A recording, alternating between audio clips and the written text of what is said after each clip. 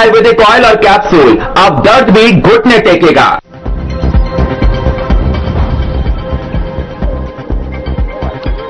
चंडीगढ़ में सीएम नायब सिंह सैनी ने की प्रेस कॉन्फ्रेंस। सीएम ने वीबी राम जी को लेकर रखी अपनी बात, कहा विपक्ष को मनरेगा में सुधार से है तकलीफ।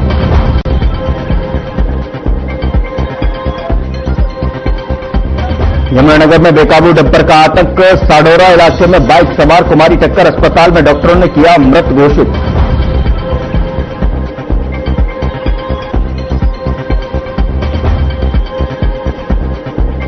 फरीदाबाद के नेहरू कॉलोनी में सुबह दो पक्षों में हुई पत्थरबाजी। किसी बात को लेकर गाली गलौज से शुरू हुआ था विवाद, पत्थरबाजी का वीडियो हुआ वायरल।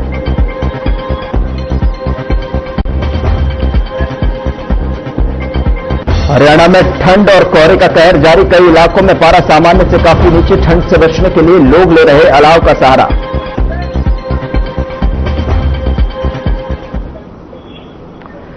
नमस्कार, वक्त हुआ है मसला का और मैं हूं आपके साथ गौरव राजेंद्र। मसला में आज चर्चा करेंगे। गुरुग्राम से मुख्यमंत्री नायब सिंह सैनी ने प्री बजट मंथन के दौरान बड़ी घोषणा की है। उन्होंने गुरुग्राम में आयोजित बजट पूर्व जो है उसको लेकर जो है उन्होंने घोषणा की है। और साथ ही आपको बता दें कि बजट पूर्व परामर्श बैठक की अध्यक्षता करते हुए उन्होंने कहा कि आगामी वित्त वर्ष 2026-27 का बजट हर नागरिक के कल्याण और खुशहाली पर केंद्रित होगा। मुख्यमंत्री ने यह भी बताया कि महिलाओं और किसानों के लिए विशेष राहत योजनाओं को इस बजट में शामिल करने पर विचार किया जा रहा है। यानी विशेष राहत योजनाओं को इस बजट में जगह मिल सकती है, इस पर विचार किया जा रहा है। सैनी ने कहा कि सभी रचनात्मक सुझावों को प्राथमिकता दी जाएगी। सेक्टर वाइज बैठकें आयोजित कर सभी हितधारकों से बजट संबंधी सुझाव लिए जाएंगे। उन्होंने जोर देकर कहा कि इस बजट का उद्देश्य हर वर्ग को उचित प्रतिनिधित्व और लाभ देना है। क्या इस समावेशी बजट से महिलाओं और किसानों को वह राहत मिलेगी जिसकी उन्हें लंबे समय से प्रतीक्षा थी? सवाल समझने की कोशिश करेंगे मसला में। और यह भी सवाल यह है कि यह बजट हर वर्ग के लिए सशक्त और लाभकारी साबित होगा, यह भी समझने की कोशिश करेंगे। लेकिन इस दौरान जो है क्या कुछ जो है प्री बजट को लेकर सीएम सैनी ने कहा, आपको सुनवाते हैं। ये बजट पूर्व परामर्श, इस कार्यशाला का उद्देश्य भी स्पष्ट है कि यह विमर्श आगामी एक वर्ष के खर्चों और योजनाओं तक ये सीमित नहीं, बल्कि यह उस हरियाणा की नींव रखने का अवसर है जिसमें हम वर्ष 2047 में एक समृद्ध, सशक्त, समावेशी और आत्मनिर्भर राज्य के रूप में जिसको हम देख रहे हैं। साथियों, हम सब जानते हैं कि आदरणीय प्रधानमंत्री जी के नेतृत्व में देश इस समय अमृतकाल के पथ पर गति से आगे बढ़ रहा है। यह हमारे संकल्प और साहस का सामूहिक प्रयास का ये प्रतीक है।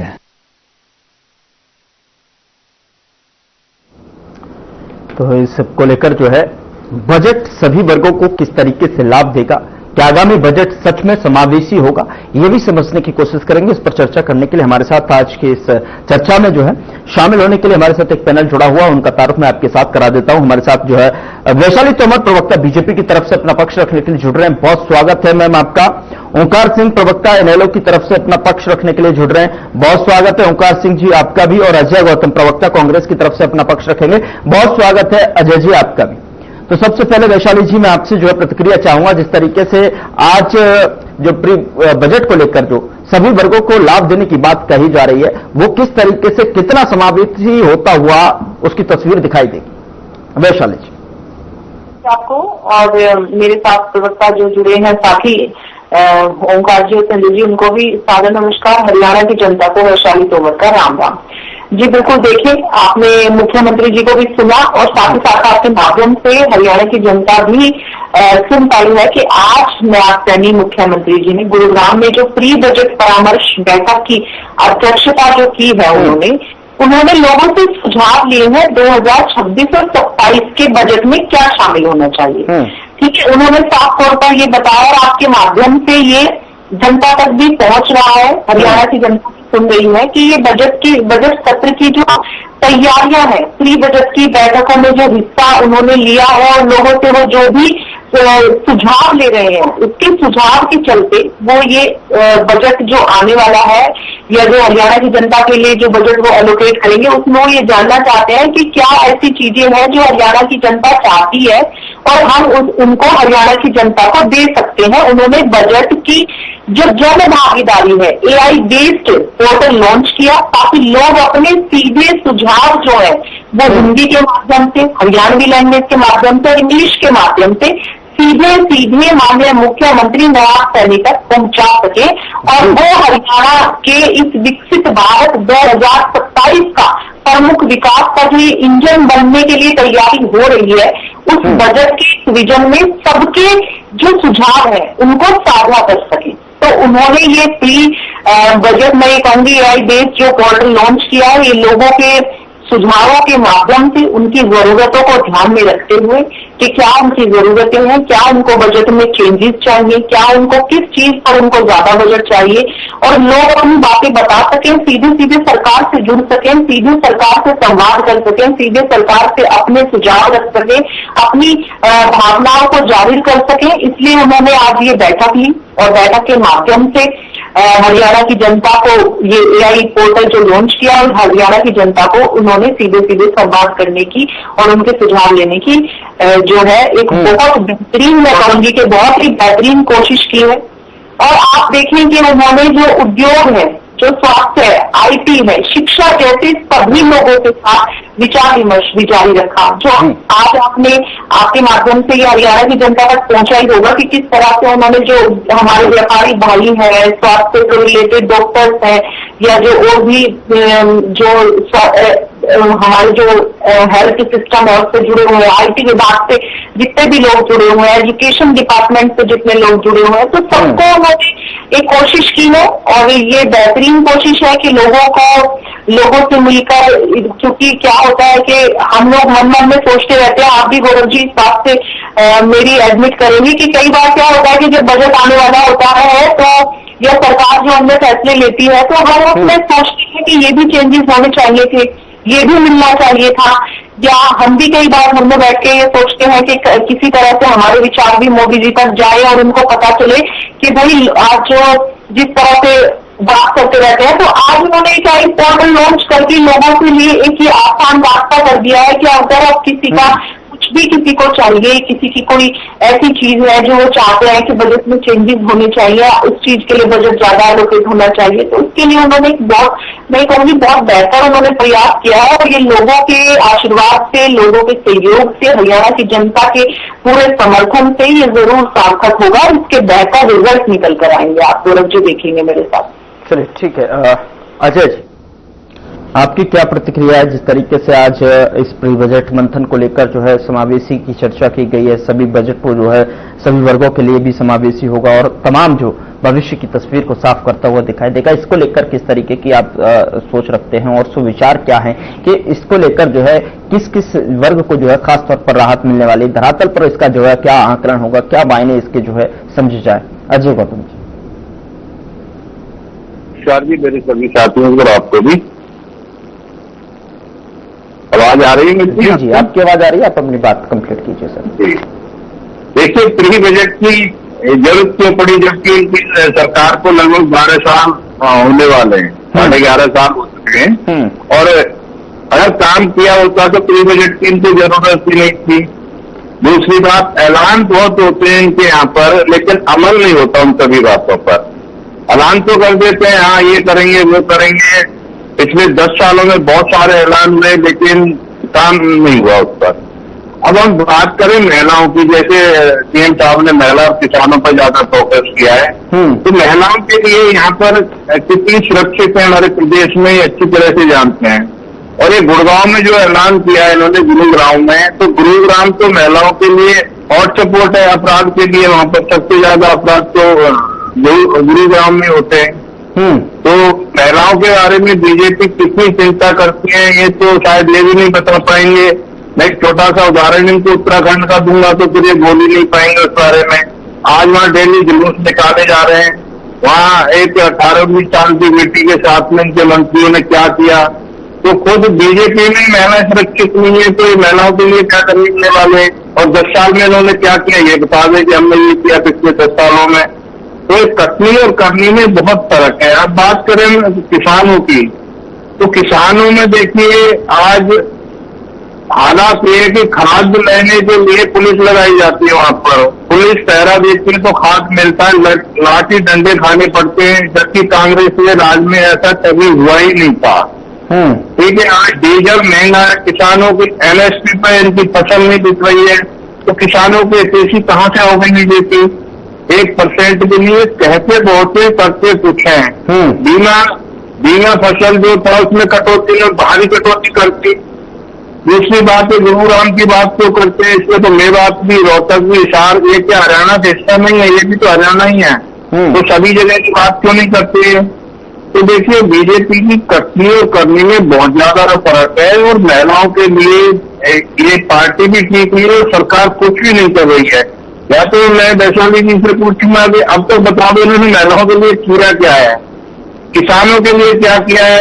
800-900 किसान बॉर्डर पे इन्होंने मतलब मैं तो ये कहूंगा कि इनकी देख रेख में ही मरे बेचारे, इन्होंने सुनी कुछ नहीं उनकी। अब कह रहे हैं हम इतने लंबे समय के लिए हम ये सब कुछ करेंगे, ये करेंगे, वो करेंगे। 2047 की बात करते हैं लोग, ये 29 नहीं करते। जा रहा हूँ आपके पास, ठीक है, तो इसमें किसानों की मौत के जिम्मेवार कौन है? बीजेपी पार्टी है, इनके राज में सब कुछ हुआ है। इतनी भारी संख्या में किसान आज तक किसी भी कोई भी सरकार रही हो, चाहे किसी भी पार्टी की रही हो, हरियाणा में इसमें कभी भी नहीं कैजुअलिटी हुई है। और इन्होंने उनके लिए क्या किया जो वहां पर किसान लड़े। चलिए ठीक है, वैसे एक छोटा सा क्विक रिस्पॉन्ड कीजिए और ओंकार जी मैं आपके पास आ रहा हूँ उसके बाद। बिल्कुल छोटा देखो कैसे छोटे तो काम ही नहीं किया बीजेपी ने, तो छोटा रिस्पॉन्स कैसे दे देंगी गौरव जी। उन्होंने इतनी लंबी बात कही, बात करते हैं बेटियों की बात, जब बेटियों का एक छोटा सा उदाहरण दे देती हूँ तो इनकी राज में किस तरह से बेटियों को गर्भ में ही मार दिया जाता था। बीजेपी की सरकार में, बीजेपी की सरकार जनता से इस हरियाणा की धरती से ही एक आई थी, बेटी बचाओ बेटी पढ़ाओ, बालिका शिक्षा सुरक्षा, और जो भी उन्होंने दिया उज्ज्वला योजना के माध्यम से उन्होंने कितनी महिलाओं को धुएं से जिनकी आंखें खराब हो जाती थी, मोतियाबिंद हो जाता था, उसको मुक्त करके उन्होंने मुफ्त गैस कनेक्शन दिए। वो दिन भूल गए जब इतने बड़े तादाद से लोगों ने अपनी सब्सिडी दान कर दी थी, कह दिया था कि भाई इन गरीब लोगों के लिए सिर्फ मोदी जी के कहने पे। ये कहते हैं भाजपा नहीं चाहती। भाजपा ने जन धन योजना के माध्यम से महिलाओं के बैंक खाते में जीडीपी से सीधा पैसा उनके खाते में पहुंचा। मुद्रा योजना के माध्यम से महिलाओं को बिना गारंटी के लोन मिलता है, स्वरोजगार को बढ़ा रहे हैं। स्वच्छ भारत मिशन के माध्यम से घर घर शौचालय, ये वो दिन भूल गए जब बेटियां घर से निकलती थी लोटा उठाकर, और जो बेटियां कभी घर में आती थी, जो बलात्कार और रेप होते थे उनके साथ वो वही मर जाती थी। उन बेटियों को कितनी शर्मनाक जिंदगी जीनी पड़ती थी, वो सिर्फ किसने सोचा? नरेंद्र मोदी जी ने सोचा, जो स्वच्छ भारत मिशन के तहत घर घर शौचालय तो दिया ही, साथ ही साथ महिलाओं की गरिमा को सुरक्षित रखा। वो मैं इस चैनल के माध्यम से बता रही हूँ, इनके राज्य में वो समय था जिन महिलाओं के, उन महिलाओं से जाके पूछा कि जब वो सुबह को उठकर लोटा लेकर ठंड में और गर्मी में निकलती थी तो कितने जाने कितने बुजुर्ग इतनी बेशर्मी से उनको शौच भी नहीं करने देते थे। ये क्या बात कर रहे हैं? 3 तलाक कानून जैसी इस दरिंदगी के एक महिला के साथ बार बार उसकी आत्मा को छलनी किया जाए और किसी भी तरह से उसको तलाक 3 शब्द कहके उसके जीवन को तहस नहस कर दिया जाए। वो सिर्फ नरेंद्र मोदी जी ने उन मुस्लिम महिलाओं को कानूनी संरक्षण दिया। ये कहते हैं महिलाओं के लिए क्या क्या? अरे महिलाओं का नारी शक्ति बंधन भी आ रहा है। सिर्फ मोदी सरकार ने, सिर्फ भाजपा सरकार ने 2023 में सांसद में, विधानसभा में 33% प्रतिशत आरक्षण की भागीदारी सिर्फ भाजपा सरकार ने दी है। ये कहते हैं कि भाजपा सरकार ने महिलाओं के लिए किया क्या है, महिलाओं के लिए मातृवंदन योजना, जो गर्भवती महिलाएं हैं, स्तनपान कराने वाली महिलाएं, उनको सहायता दी है। पोषण अभियान चलाया, मिशन शक्ति अभियान चलाया, आयुष्मान भारत चलाया, सुकन्या समृद्धि योजना चलाया और अन्य कितनी ऐसी योजनाएं हैं जिन्हें गिनवाते आधे घंटे का समय कर जाएगा। ठीक है अजय जी को जवाब मिल गया होगा। मैं वापस आऊंगा अजय जी आपके पास। ओंकार जी काफी समय से इंतजार कर रहे हैं। ओंकार सिंह, आप बताएं कि जिस तरीके से जनभागीदारी पोर्टल की बात की जाए, शहरी विकास और निगम चुनाव भी नजदीक अब ऐसे में जो देखने को मिल रहा है, अब प्री बजट को लेकर मंथन की बात हो रही है और बजट सभी वर्गों को जो है लाभ देता हुआ नजर आएगा इस तरीके की, और महिलाओं को खासतौर पर जिसमें फोकस करने की बात कही जा रही है। आप किस तरीके से देखते हैं, चूंकि अब जो है AI आधारित जनभागीदारी जो पोर्टल है उस पर सुझावों का कितना गंभीरता से लिया जा रहा है, ये देखने वाली बात होगी। और आने वाले जो प्री बजट जो मंथन है, ये जो विजन दिखाया जा रहा है, उसको लेकर क्या कहते हैं ओंकार सिंह? गौरव जी देखिए, जन भागीदारी पोर्टल के अलावा कुछ और भी दे दीजिए जनता को। जनता बहुत दुखी है पोर्टल से। और ये बीजेपी सरकार है, ये हाथी के दांत है, खाने के और दिखाने के और। ये कहते हैं बेटी पढ़ाओ बेटी बचाओ। इन्होंने कितनी बेटियां बचाई वो सबको पता है, जानते हैं सब। और जन भागीदारी इसके पोर्टल के द्वारा ये अगर जनता के सुझाव लेना चाहते हैं तो आप नोट कर लीजिए, 13,000 से ऊपर फाइलें और फैक्ट्री के बाद जो मेरे को पता लगी है वो पुलिस कर्मचारियों की पेंडिंग पड़ी हुई है। किसी की प्रमोशन है, किसी का कोई और केस है, वो फाइलें पता नहीं कौन बैठा उन पर कौन नहीं बैठा, वो फाइलें क्लियर नहीं हो रही। पहले तो 13,000 से ऊपर फाइलें जो पुलिस कर्मचारियों की है वो क्लियर होनी चाहिए। चौटाला साहब के टाइम में 15 दिन में फाइल क्लियर होती थी। और मेरी बहन जितनी योजनाओं की मैम बता रही थी, ये चौधरी देवीलाल जी की शुरू की योजनाएं हैं, इन्होंने नाम बदल दिया। जैसे मनरेगा का नाम बदल दिया, जी राम जी रख दिया। सिर्फ नाम बदलने से कर्म नहीं बदलते थे। आप अपनी योजनाएं लाइए। हाँ, आप पूछना चाहते हो क्या क्या सुधार किए गए, तो मैं आपको बताता हूँ। प्रदेश में हजारों लाखों वैध कॉलोनियां हैं और इतनी अवैध कॉलोनियां हैं, क्यों नहीं आप जनता को राइट देते? स्टाम्प ड्यूटी जनता ने खर्चनी है और आप उनकी रजिस्ट्री रोक के बैठे हो। नहीं, रजिस्ट्री व्यवस्था 1 नवंबर से शुरू है। वो रजिस्ट्री व्यवस्था में देखिए, अगर किसी ने रील करवानी है, रील एक ऐसा डॉक्यूमेंट है जो 10 वर्ड पर लिखा जाता है। उसके लिए तहसीलदार 3 दिन के बाद बताएगा कि आप रील करोगे या नहीं करोगे। मतलब मौत तुम्हारा 3 दिन तक इंतजार करेगी। खाना कास्ट में जो मालिक बने बैठे हैं, जो पटवारी कानून और तहसीलदार की गलती से खाना कास्ट में इंतकाल हो गया, वो इंतकाल नहीं हो पा रहे। आज स्कूलों में प्रधानमंत्री श्री स्कूल के अंदर बच्चे नीचे बैठकर टाट और दरी पर बैठकर पढ़ रहे हैं। उन स्कूलों का बजट बढ़ाइए ताकि उन स्कूलों में हमारा भविष्य निकले। भारत का भविष्य है उन स्कूलों के अंदर। और मेडिकल एजुकेशन की बात करें, MBBS की सीट 1 करोड़ रुपए में मिल रही है। क्या नहीं है ये गरीब आदमी कैसे अपने बच्चे को डॉक्टर बनाएगा? डॉक्टर का बच्चा ही डॉक्टर बनेगा। आप कीजिए MBBS की सीटों में वोट रही, हम आपके साथ है। गाड़ी की आयु जो एक गाड़ी की आयु उन्होंने 10 साल और 15 साल कर दिया। क्यों? क्या 10 साल और 15 साल में बरेली गाड़ी कंडम हो जाती है? 50 लाख रुपए की गाड़ी 10 साल की आयु, 25 साल कम से कम होनी चाहिए उसकी गाड़ी आयु। और आप लोगों को नौकरी दीजिए ना, महिलाओं की सुरक्षा की बात करते हो। 3,10,000 पद खाली है हरियाणा सरकार में। 2014 से लेकर 2025 तक 2.5 लाख से ऊपर हमारे साथी जो रिटायर हो चुके हैं, इनके पद खाली है। HKRM से भरे उन्होंने, HKRM की सारी भर्तियां पक्की कर दीजिए, हम आपका स्वागत करेंगे। और HKRM में तनख्वाह कितनी दे रहे हो? 12,000 15,000। उसके साथ का कर्मचारी जो पक्का कर्मचारी है 70,000 से लेकर 1 लाख रुपए तनख्वाह ले रहा है। क्यों नहीं HKRM को खत्म करते? फिर किसानों की बात करते हो, किसानों को MSP दे दो। MSP किस फार्मूले पर दे रहे हो? CT प्लस 50% का फार्मूला जो स्वामीनाथन की आयोग की रिपोर्ट में कहा गया था, उस फार्मूले को अप्लाई कीजिए, दे दीजिए। क्यों नहीं देते? खाली बस सारे कर दीजिए, 50% महिलाओं को दे दीजिए। हम स्वागत करेंगे आपका, क्यों नहीं करेंगे आपका स्वागत? इसके साथ साथ ही आप ये लिखे स्टाम्प ड्यूटी आज जो किसानी क्षेत्र की स्टाम्प ड्यूटी है, गांव की किसान की स्टाम्प ड्यूटी, वो 3% और 5% होती थी। इस सरकार ने बढ़ाकर 5 और 7% कर दी। क्यों? जमींदार जमीन में खरीदे, किसान की जमीन महंगी कर दी आपने। उसको 3% और 5% किया गया। आज प्रॉपर्टी आईडी एक भ्रष्टाचार का अड्डा बन चुका, चाहे कोई निगम है, चाहे नगर पालिका, नगर परिषद है। मैं चैलेंज के साथ कहता अपने भाई वैशाली तंवर बहन को, आप आके देखिए किसी भी नगर निकाय विभाग में जाइए और प्रॉपर्टी आईडी ठीक करवाने के लिए चले जाइए, 20,000 के मांगेंगे अगर आपको कोई नहीं जानता तो। इस व्यवस्था को खत्म कीजिए। परिवार पहचान पत्र जिसमें सिंगल व्यक्ति, हमारे प्रदेश में बहुत से ऐसे बुजुर्ग हैं जो अकेले रह गए, उनकी सिंगल व्यक्ति की परिवार पहचान पत्र ही नहीं बन रहा। क्यों?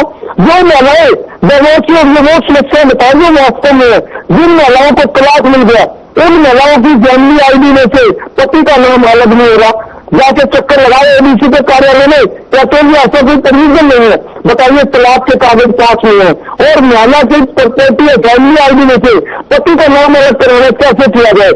ये छोटी छोटी समस्याएं, इन समस्याओं ने जनता को झंझोड़ के रख दिया। इसके साथ ही आप देखिए बिजली का बिल 2 महीने का आता है, बिजली मंत्री गद्दर में होते हैं, 2 महीने का बिजली का बिल आता है, उसके बाद सरकार में लग जाता है। क्यों? मंथली बिल क्यों नहीं आता? आप बड़ी बड़ी बातें हाँकते हो, 1 महीने का बिल आए ताकि प्रत्येक व्यक्ति अपने मासिक बिल को आराम से जमा करा सके। बहुत सी कमियां हैं।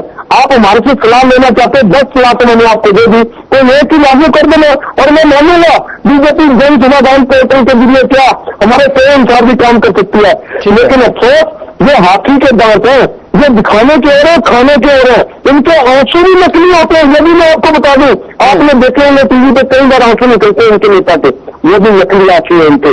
आज अगर किसान का भला करना चाहते हो, किसान का 1 मिनट में खत्म करूंगा, किसान का भला करना चाहते हो, किसान का जो मुआवजा अभी तक नहीं दिया इन्होंने, 2023 में बाढ़ आई थी, 2025 में बाढ़ आई थी, आज तक मुआवजा नहीं दिया, वो मुआवजा दे दीजिए, खाद बीज उसको ठीक तरीके से दे दीजिए, अच्छे रेट पे दे दीजिए और उसकी फसल सही से खरीद ले, यही किसान का भला।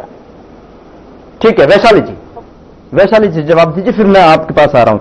अजय जी, जो बनाया है ओमकार जी, ये तो कहा नहीं है कि सिर्फ बीजेपी कार्यकर्ताओं के लिए, तो सभी के लिए, जो मुख्यमंत्री है या सरकार है वो सबके लिए। अगर आपको कोई भी समस्या है, कुछ भी है, तो आप सीधा वीडियो बना के मुख्यमंत्री को करें, आपके ये वाला काम नहीं हुआ है, क्यों नहीं होगा, क्यों नहीं होगा बताएं।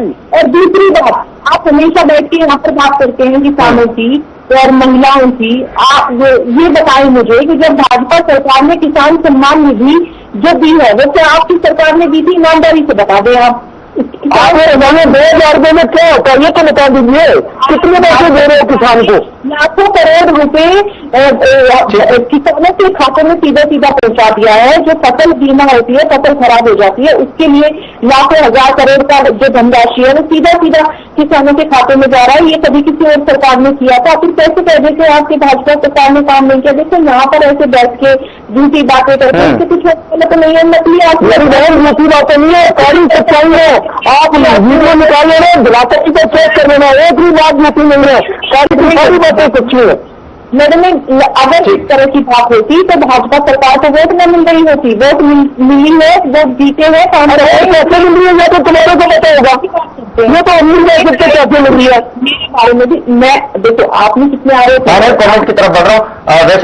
वैशाली जी कंप्लीट कीजिए, समय इजाजत नहीं दे रहा, इसलिए फाइनल। आज की किसानों की जितनी जमीनों के रेट बढ़ रहे हैं, किसान आज व्यापारियों जो है कुल मिलाकर बढ़ोतरी हो रही है, विकास की वजह से है। जो हरियाणा में इतना विकास हाईवे के माध्यम से इतना विकास जो है सरकार कर रही है, उसकी वजह से, लेकिन इनको कुछ भी नहीं दिखाई देगा। इनको सड़कें नहीं दिखाई देंगे, इनको इंफ्रा नहीं दिखाई दे रहा, इनको डेवलपमेंट नहीं दिखाई दे रहा, इनको आज वो गाँव की ओंकार जी 5 सेकेंड, फिर अजय जी। ओंकार जी, ठीक है मैम। आज प्रशासन में सिर्फ धक्का चल रहा है, अफसर इतनी हैवी है। ठीक है अजय जी 5 सेकेंड। देखिए वैशाली जी ने 3-4-5 योजना बनाई, जनधन योजना, गैस वितरित और शौचालय में बता देता हूँ इसकी हकीकत क्या है। हकीकत ये है कि लूट योजना थी, पूरी की पूरी लूट योजना। जनधन योजना में जो जितने इन्होंने खाते खुलवाए थे, आज उनमें से 15% खाते भी नहीं बचे। ठीक है सर, समय से ज्यादा आगे बढ़ने की इजाजत नहीं दे रहा, माफी के साथ रोकना चाहूंगा। वैशाली तंवर जी, ओंकार सिंह जी, अजय गौतम जी, बहुत बहुत शुक्रिया चर्चा में शामिल होने के लिए और मसला में जो है अपनी बात रखने के लिए। लेकिन देखने वाली बात होगी कि जिस तरीके से प्री बजट की बात की जा रही है, महिलाओं और किसानों को सशक्त करने की जो है बात की जा रही है, राहत पहुंचाने की बात की जा रही है, उसको जो है कितना जो है महिलाओं और किसानों को और साथ ही कितने वर्गों को जो है इसका लाभ मिलता हुआ नजर आएगा। ये तो आगामी जो है बजट जिस तरीके से समावेशी धारणा बनाई जा रही है, रूपरेखा जो बनाई जा रही है, जो विजन दिखाया जा रहा है, वो कितना जो है सच होता हुआ नजर आएगा, वो देखने वाली बात होगी। फिलहाल मसला में इतना ही। नमस्कार।